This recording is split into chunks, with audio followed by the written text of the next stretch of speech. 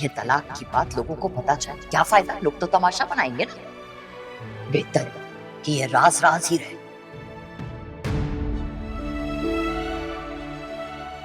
छुपाना चाहो तो आराम से छुपा सकती हो। अब तुमने सारी जिंदगी इसी घर में मेरे साथ रहना है।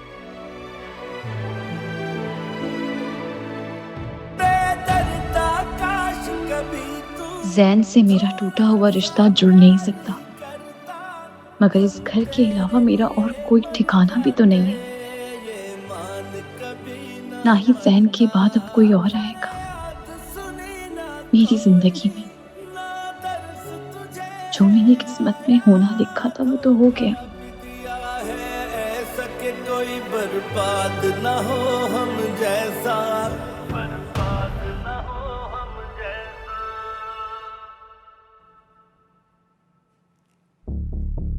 जैन का नंबर फिर बंद आ रहा है। इतने दिनों से एक भी कॉल नहीं की उसने। क्या करूं मैं?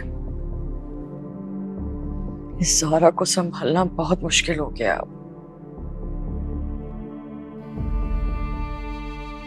9 बजने को आए, अभी तक नहीं आई है।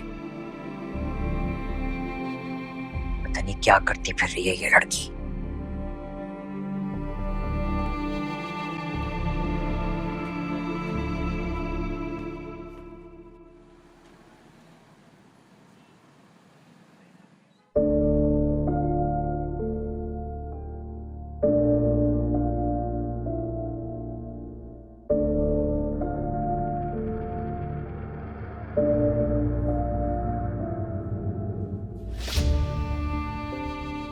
कहाँ रह गई थी तू?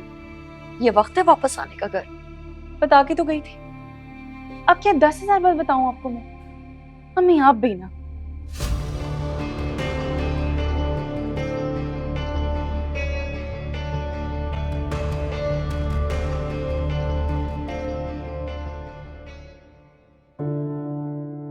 अरे वलीद बेटा, तुम थके हुए आते हो, आते साथ ही मेरी खिदमत में लग जाते। बेटा आराम किया करो ना। यही तो आराम है मेरा, आपकी खिदमत करने में ही सुकून मिलता है मुझे। जीते रहो, अल्लाह तुम्हें ढेरों खुशियां नसीब करे। माँ, आप सारा दिन घर में अकेली रहती हैं, कहीं चली जाया करें, आस पड़ोस में कोई दोस्ती वगैरह करें। और अगर ऐसा नहीं करना तो फिर एक काम करें ना, आप अपना वही कपड़ों का काम शुरू कर दें, ऑनलाइन वाला। फिर मैं आपको बुटीक खोल दूंगा। नहीं, कोई इसकी जरूरत नहीं है।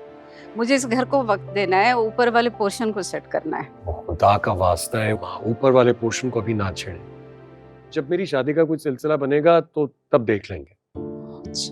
मैं आपको एक मशवरा दूं, आपको चाहिए आप माजदा आंटी की तरफ चली जाया करें। उस दिन उसका रवैया अजीब सा था, देखा नहीं था तुमने? और वैसे भी बेटा बिला वजह किसी को डिस्टर्ब करना अच्छा नहीं लगता मुझे। जी माँ, लेकिन उस दिन मुझे लगता है वो किसी स्ट्रेस में थी, कोई टेंशन चल रही थी। वरना वो तो आपका बहुत ख्याल रखती हैं हमेशा। आपको भी चाहिए आप उनकी तरफ जाएं और जाकर उनसे मालूम तो करें कि क्या स्ट्रेस है।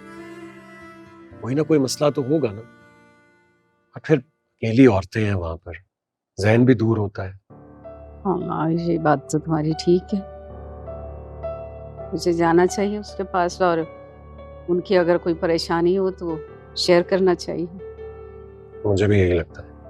आप जाइए और उनसे किसी तरह मालूम करें कि क्या मसला चल रहा है। फिर अगर मेरी मदद की जरूरत हुई तो मैं भी हाजिर हूँ।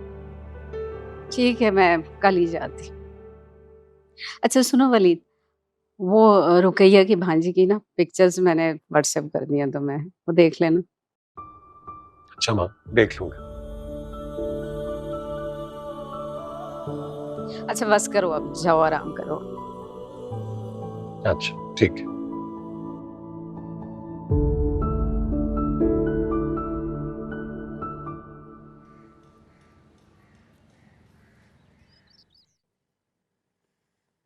यार ना, किससे बात करूं मैं अपने बच्चे से? कैसे पूछूं मैं उसकी खैरियत?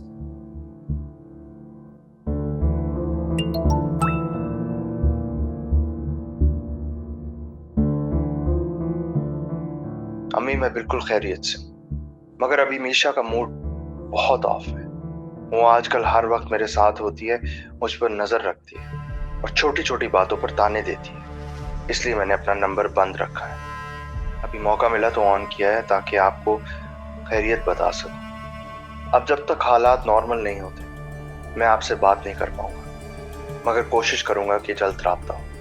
और हाँ, बिलाल को कह दिया कि वो आपको घर के पेपर्स देने आएगा। पावर ऑफ अटॉर्नी पर साइन मनाहिल की, और अब घर के पेपर्स और अटॉर्नी मनाहिल को दे दीजिएगा। मैं नहीं चाहता कि अब उसके साथ कुछ और गलत हो।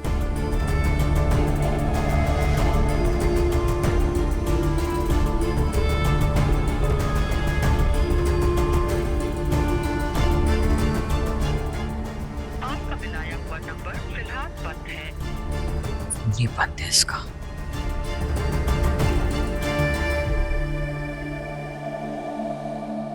पुप्पो नाश्ता कर ले। ज़ारा उठ गई है? नहीं, वो उसका दरवाजा भी लॉक्ड है। मैंने नॉक किया था मगर या अल्लाह, इस लड़की ने तो जिंदगी हिसाब करके रख दी मेरी। एक बात कहूँ पुप्पो, ज़िद और गुस्से में आके इंसान हमेशा अपना नुकसान करता है। अगर वो जिद में है तो आप अपनी जिद छोड़ दें। कांटों में उलझे दामन को कभी खींच के नहीं निकालना चाहिए, वरना तार तार दामन के सिवा कुछ हाथ नहीं आता।